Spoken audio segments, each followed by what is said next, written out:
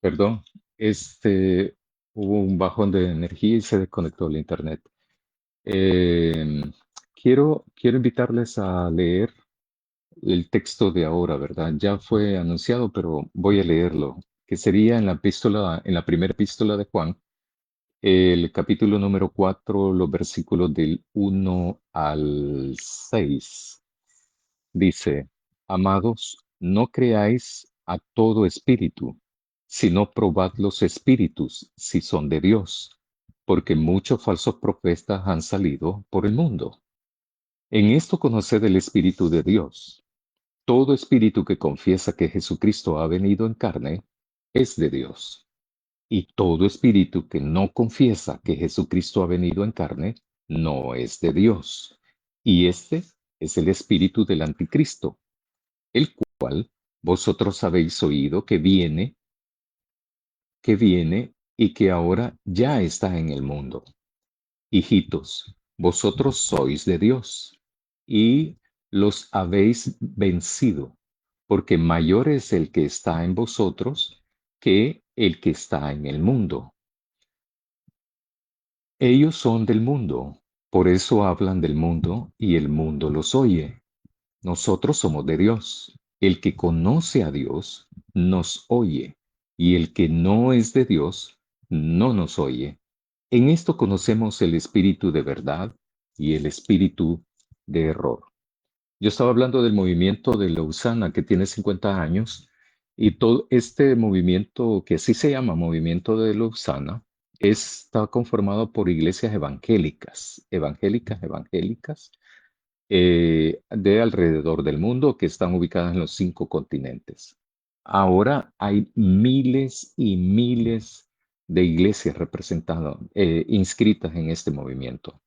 Entre otras cosas, lo que quiero destacar que ellos, en este movimiento, una de las principales cosas que hablan es sobre cómo realizar, cómo cumplir con la misión que Jesús les entregó a sus discípulos y por lo tanto todo creyente en Cristo debe de asumirla también, que es una tarea de la iglesia. Cómo hacer discípulos y discípulas de Jesús. El texto, ¿verdad? Es el que aparece cuando dice, vayan por todo el mundo, por todas las naciones, por todo el mundo, y hagan discípulos, ¿verdad? ¿Discípulos de quién? De Jesús. En este caso, en este movimiento Luzana, lo que hacen es estuvieron reflexionando este año a finales de septiembre y estuvieron reflexionando en cómo hacer eso, cómo cumplir la misión. Y para lo cual tuvieron mesas de trabajo, etcétera, etcétera, etcétera. Pero una de las cosas que también tomaron en cuenta fue precisamente estos medios como este, cómo utilizar los medios de comunicación masivos, cómo utilizar redes sociales para poder difundir no solo el Evangelio, sino también cómo hacer discípulos y discípulas de Jesús a través de redes sociales. El involucrarse en este tipo de temas requiere de una capacidad de discernir, que todo creyente, todo miembro de iglesia, tiene esa capacidad de discernir, por ejemplo, nosotros en la iglesia, es una buena oportunidad como poder utilizar los medios de comunicación, las redes sociales, para poder no solo transmitir un mensaje, sino ir profundizando un poco cada vez más y cómo hacer discípulos a través de redes sociales, ya que actualmente yo creo personalmente que ahora es más fácil cumplir con esa misión que hace 50 años, que hace 60 años, 80 años. Ahora es más fácil hacerlo. Hay más recursos, más medios por medio de los cuales poder entonces difundir el Evangelio, pero también difundir las enseñanzas como en el proceso de constituirse en un discípulo, en una discípula de Jesús. En este sentido, yo creo que lo que sí pasa ahora es que es un poco más complejo, pero más fácil sí lo es, que hace 50 años. Es complejo, pienso yo, por diferentes razones, y yo voy a mencionar solo una. Yo, por ejemplo, siendo discípulo, o ustedes siendo discípulos y discípulas de Jesús, lo primero cuando uno hace una profesión de fe, cuando hace la profesión de fe, cuando uno entiende el mensaje que le han dado, cuando uno comprende cuál es la misión de Jesús, cuando uno comprende cuál fue el propósito o los propósitos de que Jesús viniera en carne, como dice Juan en la epístola, como vino Jesús en este mundo, ¿a qué vino Jesús? Cuando uno comprende eso, el propósito de lo que vino, lo comprende y entonces uno reconoce eso, ¿verdad? Y por eso entonces uno toma conciencia de sí mismo, de sí misma, y entonces confiesa su pecado a Jesús y lo asume a Jesús, o sea, lo acepta, lo recibe a Jesús, lo asume como mi Señor, como nuestro Salvador. Cuando uno hace eso, entonces es tarea del entonces el nuevo creyente es convertirse en discípula de Jesús. Todo discípulo de Jesús, toda discípula de Jesús, debemos de convertirnos en facilitadores al mismo tiempo. Facilitadores que promuevan el discipulado de los demás hermanos y las demás hermanas y de las demás personas, ¿verdad? Que son nuevos creyentes en Cristo. Entonces, al decir esto, puede ser que se entienda de que entonces no todos somos llamados a ser discípulos, no todas las hermanas son llamadas a ser discípulas. Es todo lo contrario, todo lo contrario. Absolutamente todos, absolutamente todas las personas que han creído en Jesús son llamadas a ser discípulos y discípulas de Jesús. Pero también eso me llama a mí, al ser un discípulo de Jesús, a buscar el discipulado también de otras personas, de buscar hacer procesos de discipulado también para que otras personas también lo sean.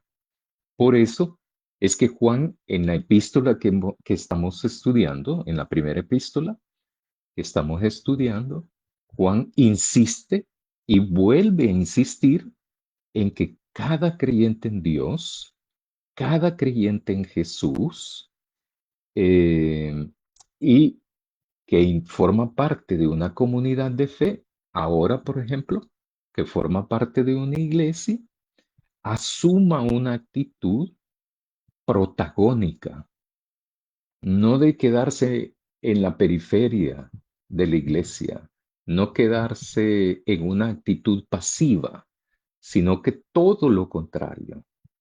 Todo creyente en Dios, todo creyente en Jesús, debe de asumir una actitud protagónica, proactiva y protagónica, como sujeto del reino de Dios. Entonces, al asumir esa actitud protagónica, de estar en comunión con Dios, de estar en comunión con Jesús, de estar en comunión con los demás hermanos y hermanas de la iglesia. Entonces, el asumir esa comunión, solo estoy repitiendo lo que hemos estudiado en los capítulos anteriores, 3 capítulos anteriores, ¿verdad? Entonces, el asumir eso, esa actitud protagónica de que yo debo de estar en comunión con Dios, debo de estar en comunión con Jesús y también al mismo tiempo debo de estar en comunión con los demás hermanos y hermanas de la comunidad de fe. El asumir esa actitud, el asumir esa comunión con Dios y con Jesús significa que yo tengo por lo menos 3 cosas. Uno, que tengo fe en este Dios de la Biblia, que tengo fe en Jesús. Eso es lo primero. Segundo, conozco la voluntad de Dios. Sé cuáles son sus enseñanzas. Y tercero, como conozco cuál es la voluntad y conozco conozco cuál es su voluntad, conozco cuáles son sus enseñanzas, entonces lo tercero es que practico esa voluntad de Dios. Esas enseñanzas de Jesús las practico en mi vida. Cada creyente, entonces, tiene que hacer eso, esas tres cosas. Al asumir eso, al implementar eso, al comprender y y vivir eso, me permitirá o le permitirá eh, a todo creyente, como dice Juan, le permitirá andar en la luz. Lo que significa entonces es permanecer en Dios, permanecer en Jesús. Entonces, esto a su vez me da la capacidad de identificar y de saber que yo, que ustedes, somos de Dios, como lo ha planteado Juan acá en la porción esta que acabo de leer en el capítulo 4, en los versículos del 1 al 6. Lo que estoy haciendo es articulando lo demás, ¿verdad? De los capítulos 3. Vuelvo a esa parte para, para discernir cuál es un espíritu de error o cuál es un espíritu de verdad, como finaliza en el versículo 6 Juan, en esta porción de ahora. Tenemos que hacer lo anterior que acabo de mencionar. Tengo que ser un discípulo de Jesús. Un discípulo de Jesús, una discípula de Jesús, lo que tiene que hacer es tener fe en Jesús, tener fe en Dios. Dos, conocer cuál es la voluntad de Dios, conocer cuáles son las enseñanzas de Dios, la voluntad de Dios, las enseñanzas de Jesús. Y tres, tengo que vivirla en mi vida, esa voluntad. Tengo que practicar la voluntad de Dios. Tengo que practicar las enseñanzas de Jesús. No hay de otra manera. Entonces, todas las personas que creen en Jesús, que creen en Dios, son llamadas a ser discípulos de Jesús. Y por lo tanto, entonces, ¿soy discípulo de Jesús? ¿Alguien es discípula de Jesús? Si tiene fe en Él, si conoce cuál es su voluntad y si practica esa voluntad. El tener eso, el hacer eso, el cumplir eso, no es solamente saber eso. Nadie se salva de saber, ¿verdad? Nada más. Sino que el saber y no hacer no va para ningún lado. El saber, el comprender eso me hace tener fe en Dios en la medida que yo vivo lo que sé, lo que comprendo, ¿verdad? La voluntad de Dios, yo les decía eso hace un par de meses, cuando hablé de espiritualidad cristiana, que uno no necesita, para conocer la voluntad de Dios, no necesita ir a un seminario para eso, ¿verdad? O sea, no es por conocer teología, ¿verdad? Que vamos a saber la voluntad de Dios. No, no, no, no.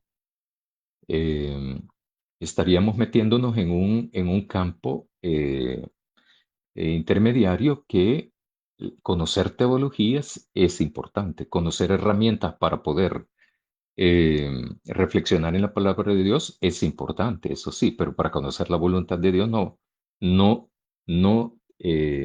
solo basta tener una relación con Dios para conocer la voluntad de Él. Y eso lo hago a través de la oración, pero también de la lectura de su palabra, de la reflexión en su palabra. La teología sí me ayuda, las herramientas teológicas me ayudan para poder comprender más el texto bíblico y entonces extraer de ahí cuál es la enseñanza. El saber cuál es la enseñanza, cuál es la voluntad de Dios y no cumplirla, tampoco entonces me va a permitir ser un discípulo, una discípula de Jesús.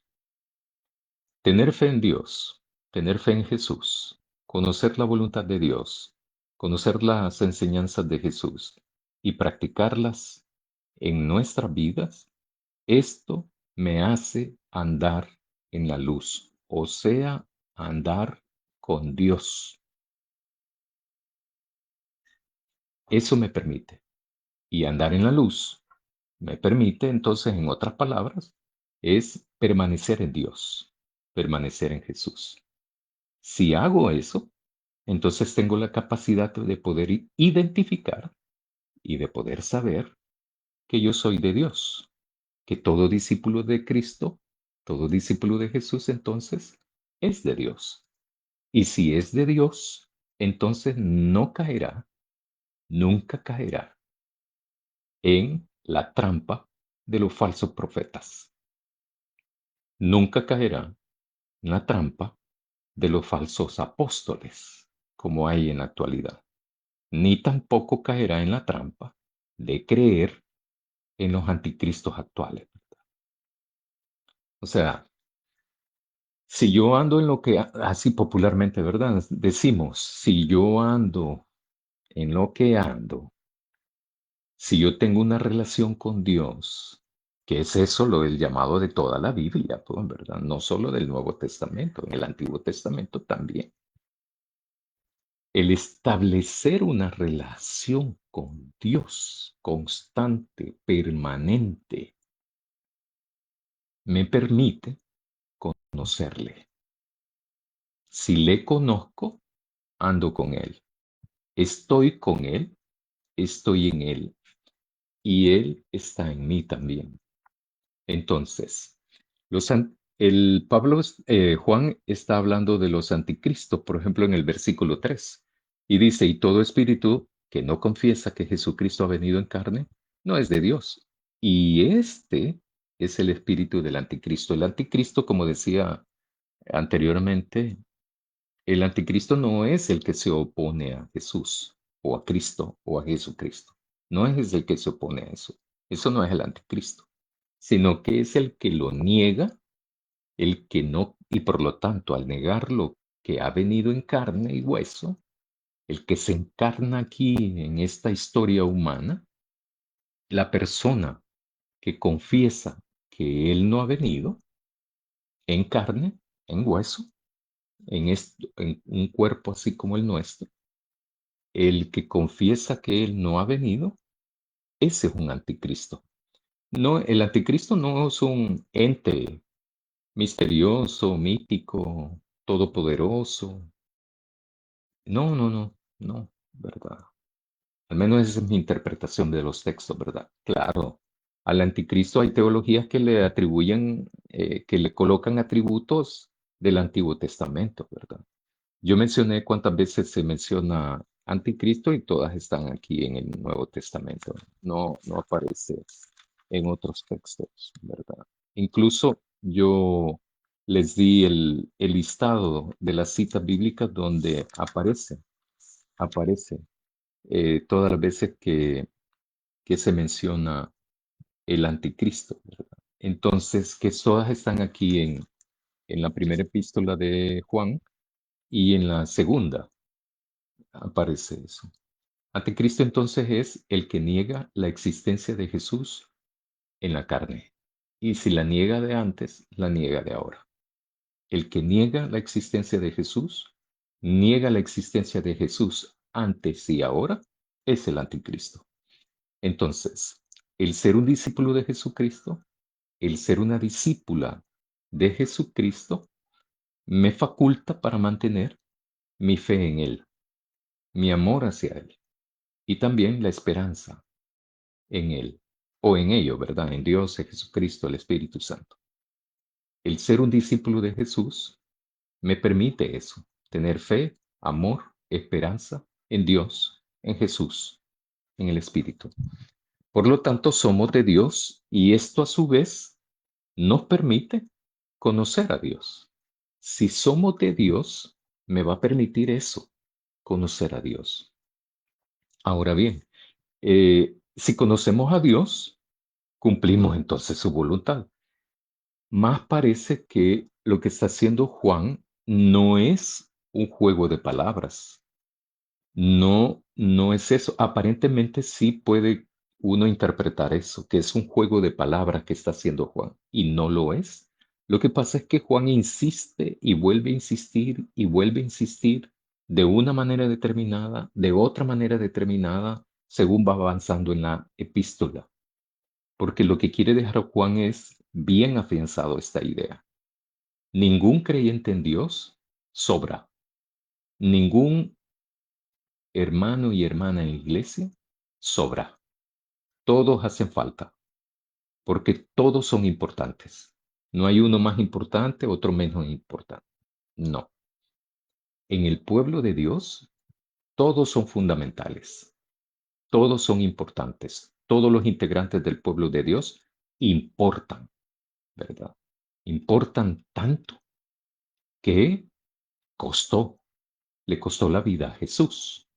Le costó la vida a Jesús, ¿verdad? Y por lo tanto, eso es valioso, sumamente valioso. Nadie hace con nadie eso, ¿verdad? Entonces Jesús, al rescatarnos de esa manera, al otorgarnos la oportunidad de salvarnos, entonces todos somos importantes en la iglesia, todos somos importantes en las comunidades de fe, todos somos importantes en el pueblo de Dios, todos. No hay uno que no sea importante. Y por lo tanto, entonces, todos debemos de asumirnos de esa manera. Todos debemos de respetarnos de esa manera. Todos debemos de valorarnos de esa manera. Si para Dios hemos sido sumamente valiosos, sumamente importantes, con mucha más razón nosotros entre nosotros, que somos beneficiarios de ese sacrificio, somos beneficiarios de ese amor que Dios nos tuvo, entonces, por eso es que Juan está insistiendo en esto. Y por eso nos da la oportunidad, nos da la propuesta, no es propuesta, sino que prácticamente es un mandato, ¿verdad? De ser discípulos de Él, ¿verdad? Porque ya no somos objeto, sino que somos a través de la transformación, somos sujetos en la comunidad de fe. Somos personas protagónicas en la comunidad de fe. Por eso, si somos de Dios, entonces esto nos permite conocer a Dios. Porque a través de Jesús es que conocemos a Dios. Y de Jesús ha dicho eso, ¿verdad? El que le conoce a Él, conoce al que le envió, a su Padre.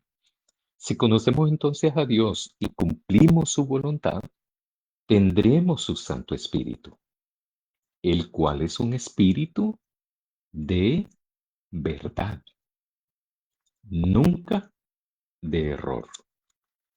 Al comprender todo esto, ¿verdad? En estos 6 versículos, pero 5 más que todo me he referido, Juan entonces va a plantear entonces un poco la idea del capítulo 3 sobre lo del mundo y de Dios.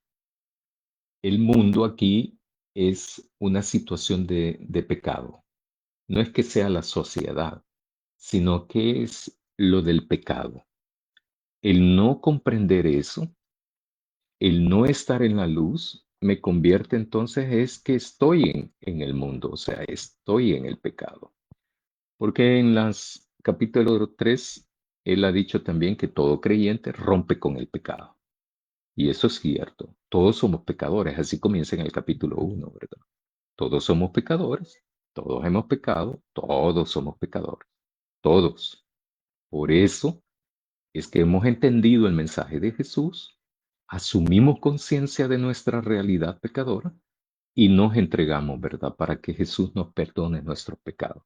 Ahora, al hacer eso, entonces hemos ido aprendiendo en la medida que estamos en la iglesia, en la medida que oigamos sermones, en la medida que estamos en estudios bíblicos, en la medida que participamos de escuela bíblica dominical, en la medida que oramos, en la medida que reflexionamos, que leemos la palabra de Dios y que reflexionamos en ella, en la medida de todo eso, vamos entonces conociendo quién es Jesús.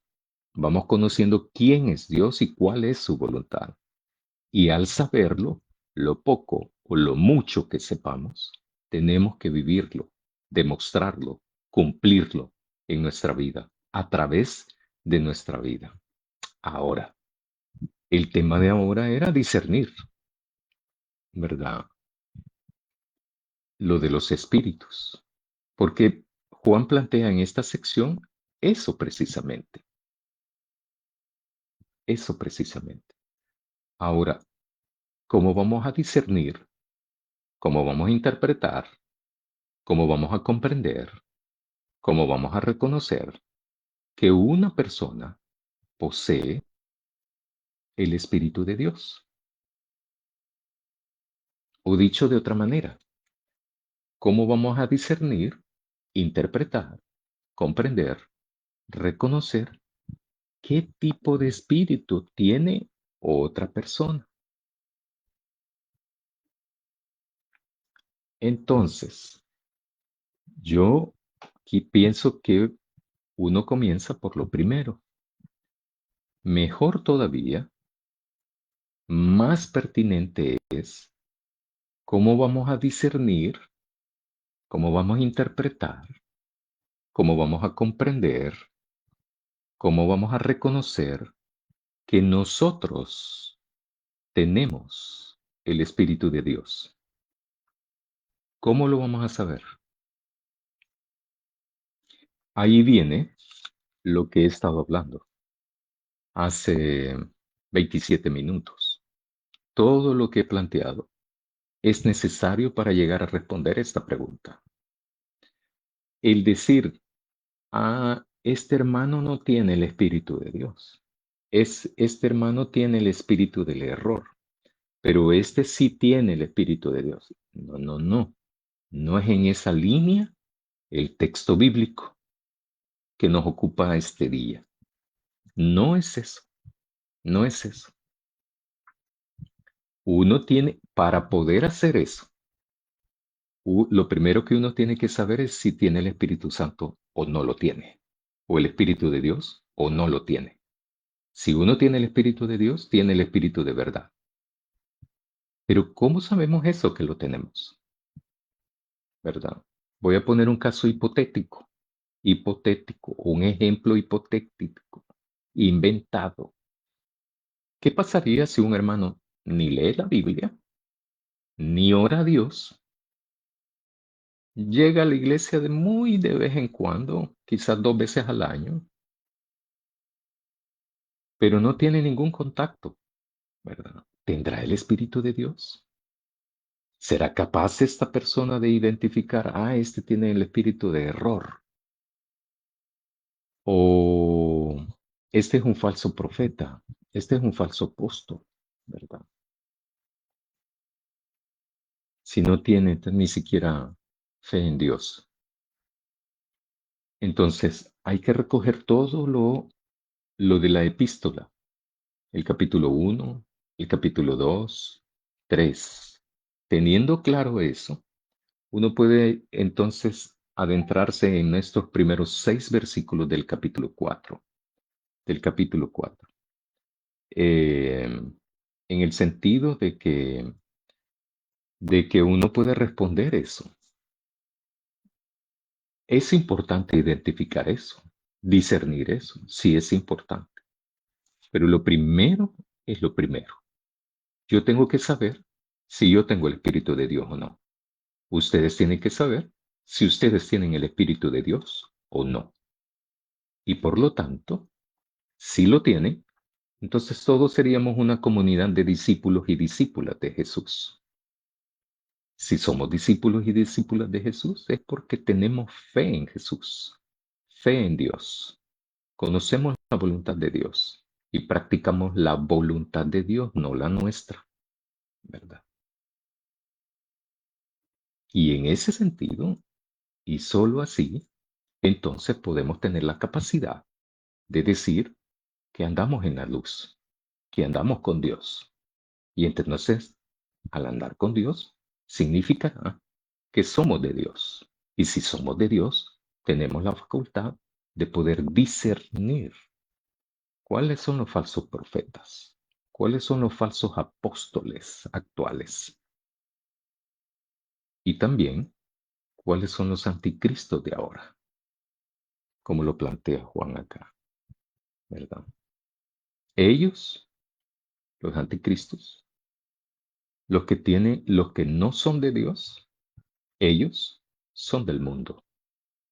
Por eso hablan del mundo y el mundo los oye. Dice en el versículo 5 Juan, que nos ocupa ahora. Las palabras, yo decía el jueves pasado que el capítulo 3 es muy definitorio, es de definirse. Yo estuve el jueves pasado hablando sobre eso porque el capítulo 3 de la epístola es importante, es fundamental y por lo tanto hay que tomarlo muy en cuenta esto. ¿Por qué? Porque es determinante en nuestra relación con Dios. Determinante, determinante. Nuestra relación con Dios. Y por lo tanto, entonces, eh, para nuestra vida cristiana, es importante tener claridad en esto, ¿verdad? Eh, por ejemplo, no puedo saber quién es un falso profeta si yo no sé cuál es la voluntad de Dios. No puedo identificar quién es un falso profeta si no sé, si yo no tengo fe en Dios, si yo no sé cuál es la voluntad de Dios. El saber eso, el tener fe en Dios y saber la voluntad de Dios, me tiene que hacer es que yo debo de practicar esa voluntad.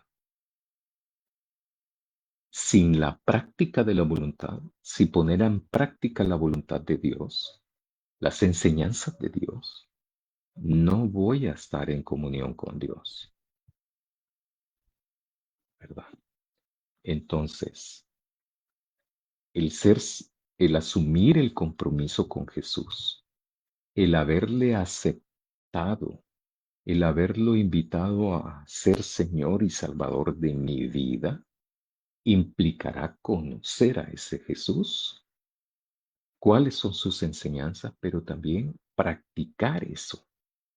No, en mi interpretación, no hay otra forma de hacerlo.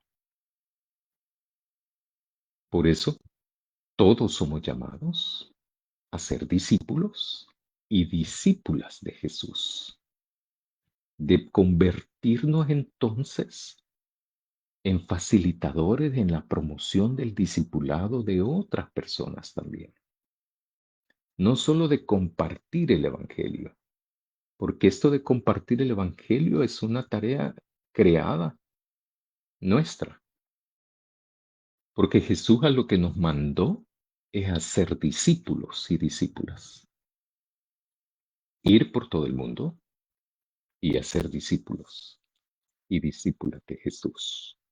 Ahora bien, entonces, para responder a las preguntas, lo primero es cómo vamos a discernir, interpretar, comprender, reconocer que nosotros tenemos el Espíritu de Dios. Es tarea nuestra responder esa pregunta. Y después, entonces, ¿cómo vamos a interpretar, discernir, comprender, reconocer que otra persona posee el Espíritu de Dios o el Espíritu del error, o un espíritu de verdad y un espíritu de error, como lo plantea en el versículo 6? Hay que estudiar la Biblia, hay que leerla, hay que reflexionarla, para que Dios nos inspire y poder entonces descubrir cuál es su voluntad. Y al saberla, tengo que practicarla. Esa es tarea nuestra. Esa es tarea de toda persona que dice tener fe en Dios, fe en Jesucristo. Esa es tarea de toda persona que dice que es creyente en Dios, creyente en Jesús. Esa es tarea de toda persona que decide ser cristiano, que decide ser cristiana. Esa es tarea de toda persona que dice ser un discípulo de Jesús, una discípula de Jesús. Todos somos llamados a ser discípulos. Todos. Los que creen en Jesús, eso es como en automático, ¿verdad? Se espera que seamos discípulos de Jesús, discípulas de Jesús. En el versículo 6 dice, nosotros somos de Dios. El que conoce a Dios nos oye, dice Juan. El que no es de Dios no nos oye. En esto conocemos el espíritu de verdad y el espíritu de error. Juan escribe a la comunidad de fe.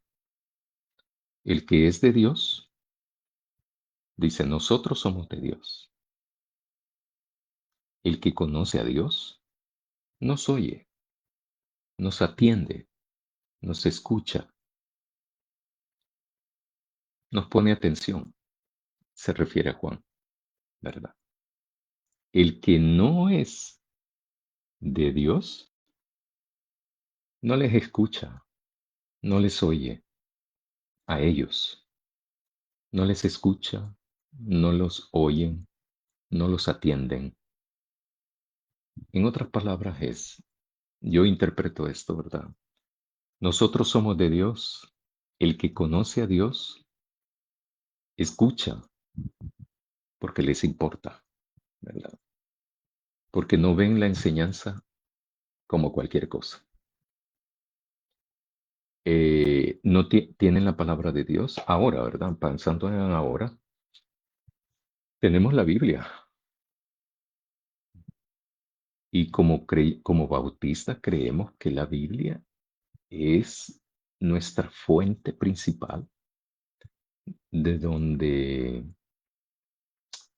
podemos ver entonces eh, identificar qué es lo que Dios quiere para nosotros hoy, en medio de un contexto como el que tenemos en este país. Cuánto tanta necesidad de Dios hay, cuánta tanta necesidad hay de esperanza, ¿verdad? En este sentido, quiero invitarles a tener una actitud constante de búsqueda de Dios, de identificar a Dios en la realidad familiar, en la realidad personal, en la realidad social, en la realidad eclesial también. Y que todo lo que hagamos sea en la línea para cumplir con la voluntad de Dios y no la nuestra, porque el que reina es Jesús, el que reina es Dios, no somos nosotros. La iglesia solamente es un instrumento de la voluntad de Dios. Simplemente es un instrumento. Eh, y por lo tanto, nosotros tenemos que convertir la iglesia siempre en ese instrumento que nos posibilite el cumplimiento de la palabra de Dios, el cumplimiento de la voluntad de Dios. Ahora bien, quiero invitarles a orar, pero también para continuar en la búsqueda de Dios. ¿Cuál es la voluntad de Dios para nosotros como iglesia? ¿Cuál es la voluntad de Dios para nosotros como personas individuales, pero también como familia? Y poder entonces responderle a Dios, responderle a Jesús, porque a Él nos debemos, a Dios, a Jesús nos debemos.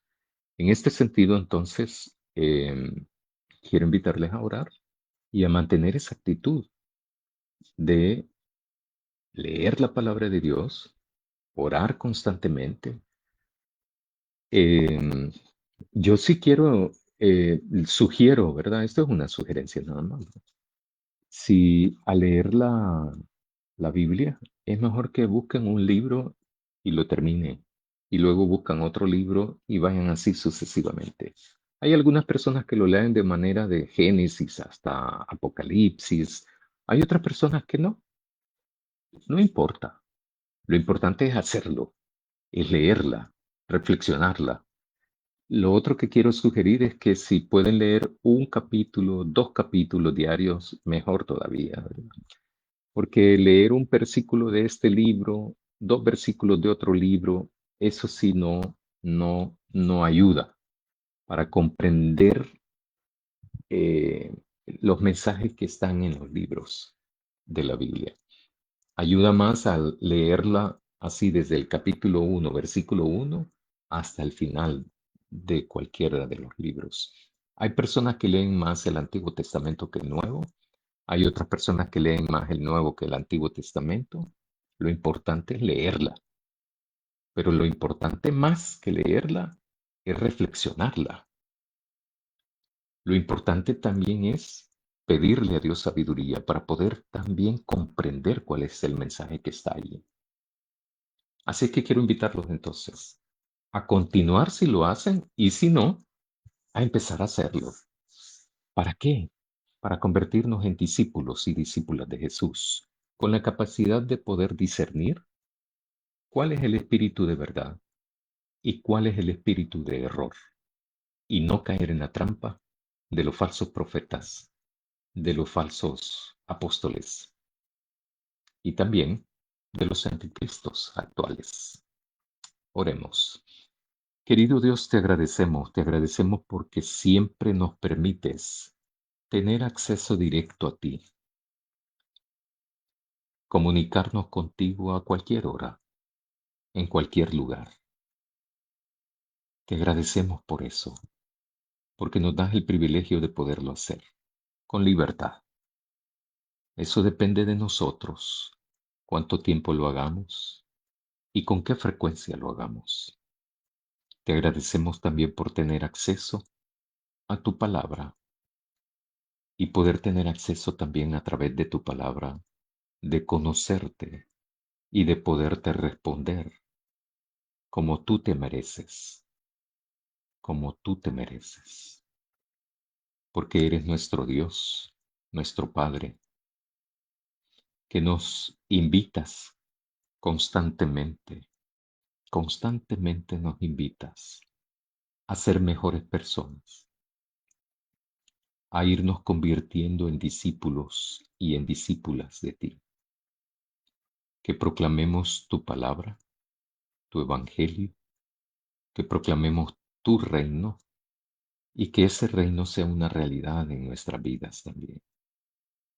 Te agradecemos todo eso, te agradecemos porque siempre nos acompañas, porque siempre estás con nosotros y ayúdanos a nosotros a estar siempre contigo, para alabarte, para amarte, para tener esperanza en ti, para tener fe en ti, pero también para hacer tu voluntad.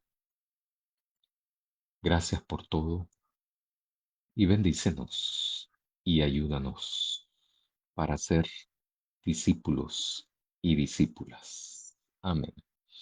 Buenas noches, hermanos y hermanas.